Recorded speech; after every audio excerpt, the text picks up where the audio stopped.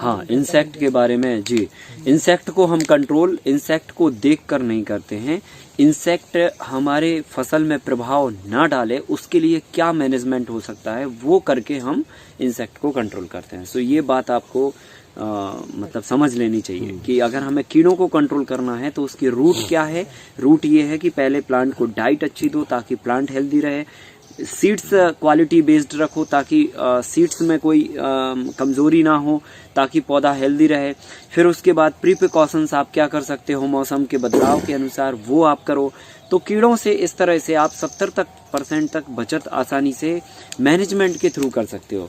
फिर जो 30% बात बचती है तो वो जो है कई कंडीशन में मैनेजेबल होती है, कई कंडीशन में नहीं होती है, तो बिना दवाई डाले भी आप फसल को बाहर निकाल सकते हो। पर फिर भी 30% में भी हम अलग अलग कीड़ों को कंट्रोल करने के लिए अलग अलग दवाइयों का इस्तेमाल करते हैं और उनका इस्तेमाल करके फिर अपनी फसल को सुरक्षित करते हैं। हाँ डेफिनेटली वो सब 70% छिड़काव भी करते रहेंगे तो हाँ जी फायदा है। अगर जी आपने वो जो फ्रूट फ्लाई के लिए जो ट्रैप बताया उसमें प्लाईवुड पे क्या कल वो टॉपिक रहेगा? वो एक्चुअली क्या होती है, क्या गंध लगता है होती है, स्मेल होती है, वो एक रिसर्च हम लोग कैसे बनाए यहाँ पे? मतलब नहीं आपको बनाना नहीं है, आपको बनी बनाई मिलती है। अच्छा, वो टिकिया मिल जाएगी? हाँ टिकिया मिल जाती बनी बनाई। हाँ।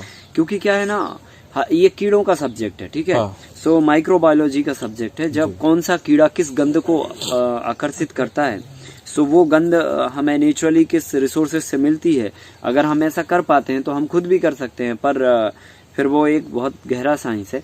तो बनी बनाई अगर 20-30 रुपए में मिल रही है तो फिर वो ले लेना चाहिए, ठीक है कि नहीं? हाँ सर वो स्पेशल डोज बोले थे आप, उसका मतलब क्या था? मटका खादी था कि कुछ और? नहीं, मटका ही खाद था वो, है ना। मटका खाद हर 10-15 दिन के अंतराल से आपको देना रहे।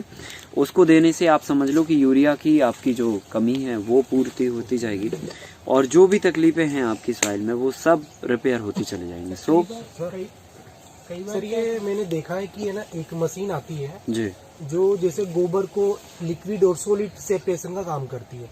तो अगर हम उस सॉलिड का इस्तेमाल करें तो जो ये हमारी खाद बनने की प्रोसेस है उसको क्या कम किया जा सकता है क्या? नहीं, कंपोस्टिंग की प्रोसेस में तो उतना ही वक्त लगेगा, वक्त उतना ही लगेगा।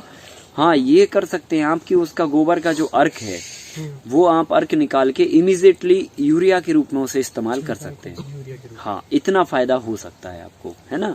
बाकी कंपोस्टिंग तो जो है ना, जितना वक्त लगना है उतना ही लगेगा, चाहे आप उसका लिक्विड निकाल लें और चाहे ना निकालें, ठीक है। सर देसी बीज के हर 15 दिन में थोड़ा बहुत अंतर आ जाता है, लेकिन कारण ये क्योंकि जब मॉइस्चर पूरा उसका एक्सेस मॉइस्चर, ज्यादा मॉइस्चर नहीं कह सकते, एक्सेस जो मॉइस्चर होता है वो जब निकल जाता है तो फिर कंपोस्टिंग के लिए जो प्रोसेस है वो रूटीन में आ जाती है। नहीं तो अदरवाइज बहुत ज्यादा गीला है, पहले जाके वो 25-30% के मॉइस्चर पे आएगा, फिर उसमें बैक्टीरिया काम करना चालू करेंगे, समझ रहे ना। तो मॉइस्चर आप जब निकाल दोगे और 20-25% वो रहेगा तो उतना जो समय है कि 70% मॉइस्चर से 30% मॉइस्चर आने तक के बीच का वो आपका बचत हो जाएगी। सो 10-12 दिन का फर्क पड़ सकता है।